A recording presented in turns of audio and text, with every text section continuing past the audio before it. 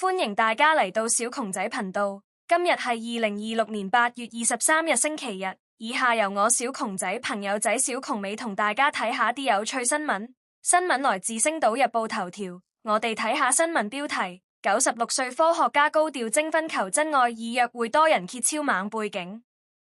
活到老，愛到老，100歲前夕依然要愛得轟轟烈烈。美國曼哈頓一名96歲退休航天科學家，自前年痛失接近70載的愛妻後，不甘晚年生活孤寂，近日高調聘請專業媒人展開尋愛之旅。這位老翁被揭背景超猛，不只曾是美國太空總署 NASA 亞波羅計劃的功臣，更坐擁14項發明專利。今年秋天還將獲頒與曼德拉、希拉里等國際政要同級的總統獎章。身心狀態極佳的他直言，自己絕不滿足於尋找一個看電影的伴，而是渴望一場真正的浪漫熱戀，更已準備好隨時搬出老人家居，在曼哈頓置業與新女友共築愛巢同居。根據美國紐約郵報等報道，這名寫下晚年浪漫傳奇的老翁，為現年96歲的索爾羅森布拉特 Saul Rosenblatt， 目前居於紐約曼哈頓巴特里公園城 Battery Park City。 索爾的履歷堪稱非凡，年輕時作為頂尖火箭航天專家，親身參與過人類歷史性的 NASA 亞波羅太空計劃。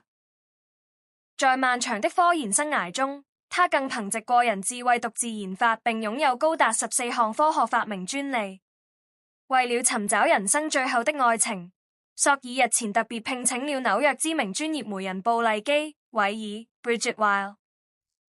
媒人韋爾坦言，最初聽到委託人已高齡96歲時，心裏確實沉了一下，直覺這幾乎是不可能完成的任務。但當他實際見到索爾本人，並感受到其身上散發出的澎湃熱情與浪漫活力後，立刻被其深深打動，隨即改口笑稱，他根本還不老。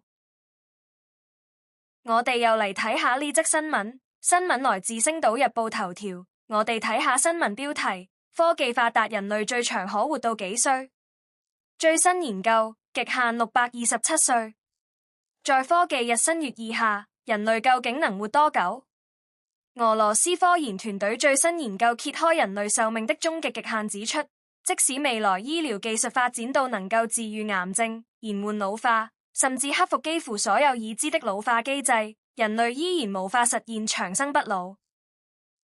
不過研究亦帶來令人振奮的訊息，在理想情況下，人類平均壽命有望延長至146歲至194歲，極端理論條件下最高上限甚至可達627歲。據每日郵報報道，這項研究由俄羅斯斯柯爾科沃科學技術研究院 Scaltech 完成。研究人員指出，人體老化涉及多種複雜生物機制，包括 DNA 末端的端粒 telomeres 縮短，以及細胞清除代謝廢物能力下降等。團隊希望釐清，若未來醫學能完全解決所有已知的老化問題，人類究竟還能存活多久？研究結果顯示，真正難以避免的防線是體細胞突變的持續累積。這些突變是細胞每次進行分裂時 DNA 複製產生的微小錯誤。雖然人體細胞本身具備修復機制，能修正絕大部分錯誤，但仍有少數殘留下來，並隨着年齡增長在體內持續累積。研究團隊指出，多數人體細胞突變本身無害，但部分可能誘發癌症。即便未來醫學能夠完全控制癌症，這些突變仍會逐漸削弱細胞功能，導致身體組織慢慢衰退，最終引發器官衰竭，從而形成人類壽命的理論硬上限 （hard limit）。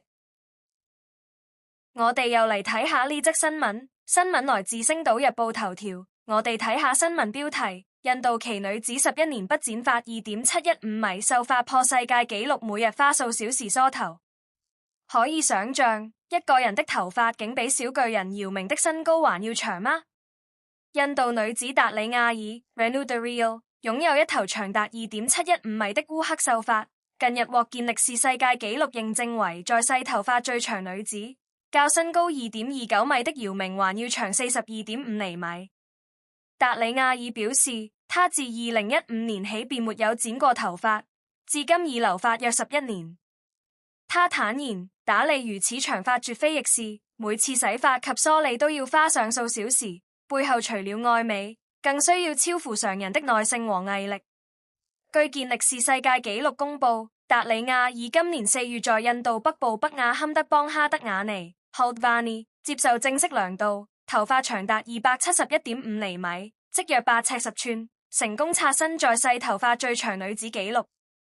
這把長髮不僅遠高於一般成年人，與身高272厘米，被列為史上最高男子的美國人亞德洛 Robert Wadlow 相比，也僅短0.5厘米。此前紀錄由烏克蘭女子納斯羅娃 Iliana Nazarova 保持，其頭髮長257.33厘米。達里亞爾今次將紀錄推高超過14厘米，正式接過全球長髮之後寶座。健力士資料顯示，其紀錄於今年4月15日達成。擁有一把令人稱羨的超長秀髮，日常護理亦是一項浩大工程。達里亞爾表示，每次洗頭及梳開前結的頭髮，均要耗費數小時，需要極大耐性，稍一用力亦可能造成斷髮。他聲稱自己的護髮方法以天然材料為主，盡量遠離化學產品，並會在 YouTube 頻道分享自製護髮油、洗髮水及護髮素的配方。不過，有關自製護髮產品是否適合不同人士，仍需視乎個人頭皮及髮質情況，使用前宜慎防敏感。我哋又嚟睇下呢則新聞，新聞來自星島日報頭條。我哋睇下新聞標題：加拿大慈母被刺鍵盤建溝通橋樑自閉而拼出第一個字，令人淚目。為了與子女增進溝通，你可以去到幾盡？加拿大一名母親為了讓無法以口語溝通的自閉症兒子隨時表達想法，不惜想出一個無比溫馨又捱痛的奇招。他直接在自己的前臂刺上一個完整的鍵盤圖案，讓兒子即使在電子設備沒電時，也能透過母親的手臂說話，隨時隨地與外界溝通。加拿大女子弗萊切 Jessica Fletcher 日前帶着11歲兒子杭特 Hunter 外出用餐。杭特患有自閉症，平日無法以口語表達，需仰賴名為輔助與替代溝通裝置 AAC 的平板設備，透過點選文字和符號來與他人交流。然而當天外出時，AAC 裝置突然電力耗盡，令弗萊切焦急不已。令人動容的是，杭特不慌不忙地拿起一張餐巾紙，在上面親手畫出鍵盤，並用手指指出自己想點的餐點。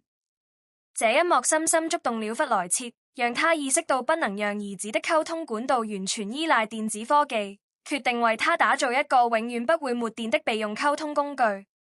弗萊切隨後找上刺青師，在自己的前臂刺上一個清晰的鍵盤圖案。